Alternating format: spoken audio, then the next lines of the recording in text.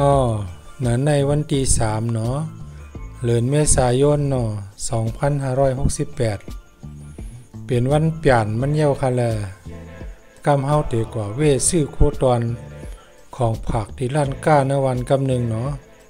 เหี่ยวก็เตขึ้นกว่าเลยเหนือเกียงในมีชื่อว่า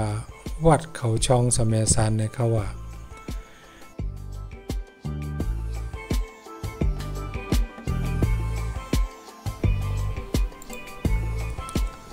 เฮามาเวซื้อของผักของตอนที่ร้านก้ากำหนึ่งค่ะที่ในมีเปิงหอยอันเปิ้นเอามาเฮ็ดเป็นของผักของตอนหอยจอมเฮินจอมเยเป็นซอยเป็นปุก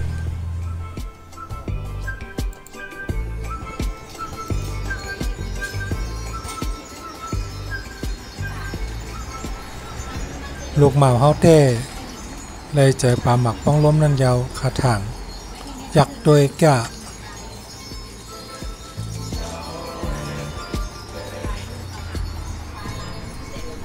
เปิกหอยโยโย่ก็มีขายอันหันอยู่ในไข่กาไว้คา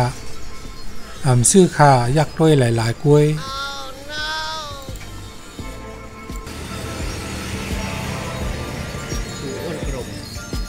จะเอาตัวนั้นเหรอ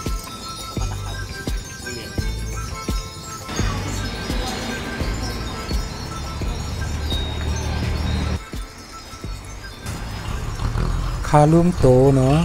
ถ่ายวิดีโอเป็นตั้งกวางมันใกล้กวางนังเก่าแน่ตัวกว่าเฮ็ดแหน่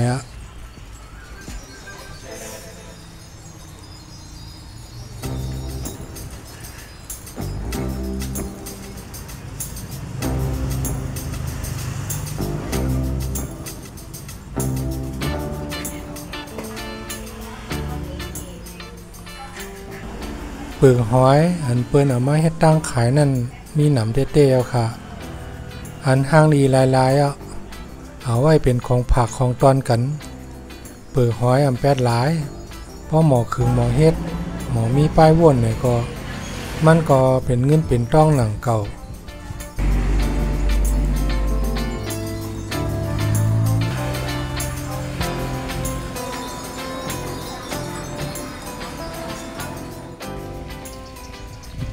มาถึงยอกย่องนั้นวัดช่องสะแมสารเนาะใครหางหลีไว้หลงได้กำข้าเฮาได้ขึ้นกว่าเนื้อจ้องกว่าไว้พระให้กำกว่า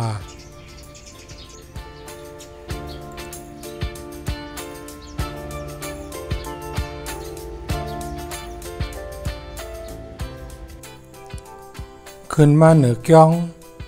มาไว้พระกำหนึ่งกำเตเลต้วยว่ามีสั่งหลาย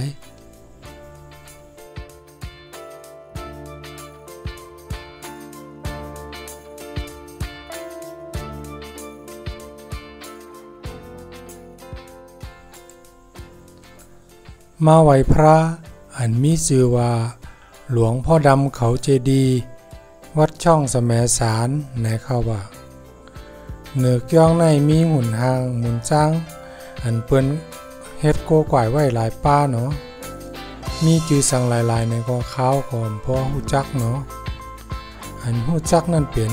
เทพทันใจกล้วยหนังเก่าอันนี้ได้แปลกเปิงเปิ้นเนาะ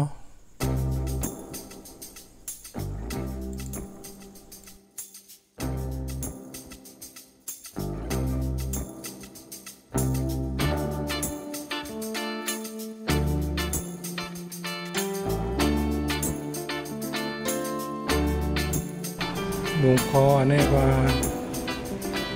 โอ้ด้วยน้องหน้าต่างเนี่ยเราวิวเข้มเนาะด้วยนี่วิวเนี่ยเข้มนะเ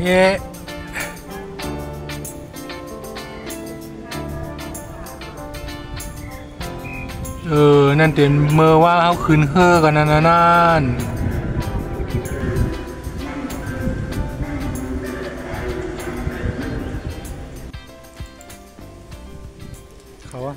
ตั้งคาง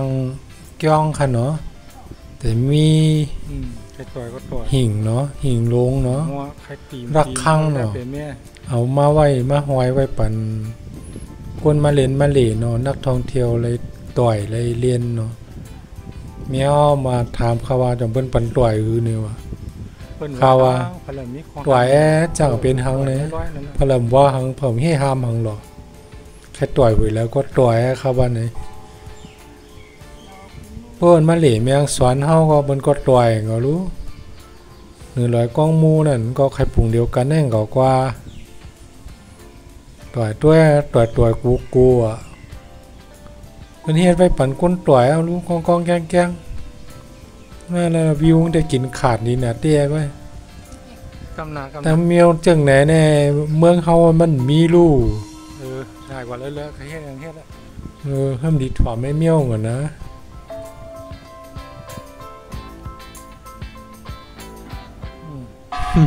บางหวยมันเคยแตกให้ว่าเสียงนั่น แล้วอยู่ เหล่เล่นตัวอิ่มอกอิ่มใจกำในหวานกันมานั่ง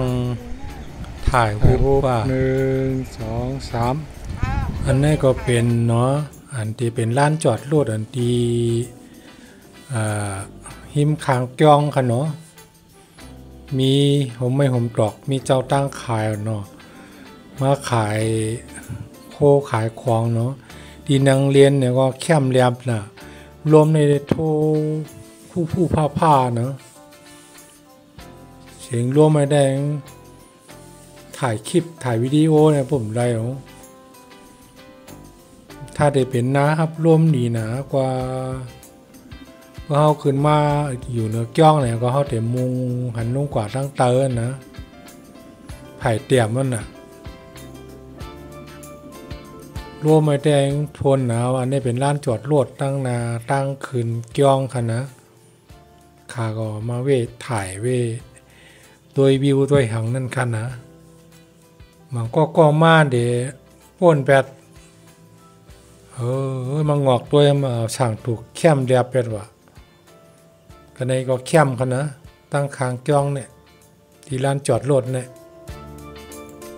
อันนี้เป็นรถเขาค่ะเนาะอันที่ป้าเฮาตั้งเฮือนตั้งเย่เนาะมาเรียนมาเหล่เนาะเฮาก็ป้ามันมาจอดดีเนอร้านจอดรถแล้วก็มันไหลหับลมป่างหลายลมทะเลจึงหนังเฮาก็เนาะเมื่อกำปุ่นปีกายข้าวม้ามตั้นแล้วถ่ายกึกทะเลกำไม่ได้ห้างนะเอาฮุบมาเปียเนกันให้อินกว่า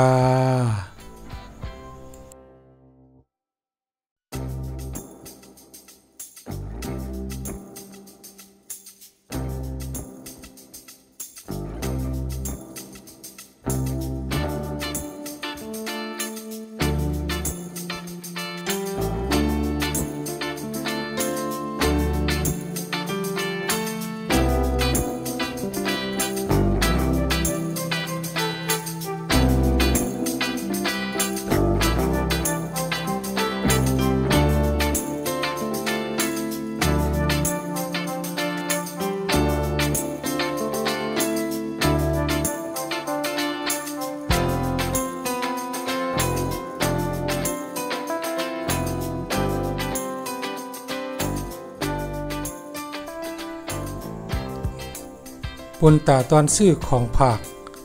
และขึ้นเหลือย่องวัดช่องสมสารสุดไว้ที่ในค่าให้อยู่หลีมีเงินกันเสกรรมไม่สูงค่า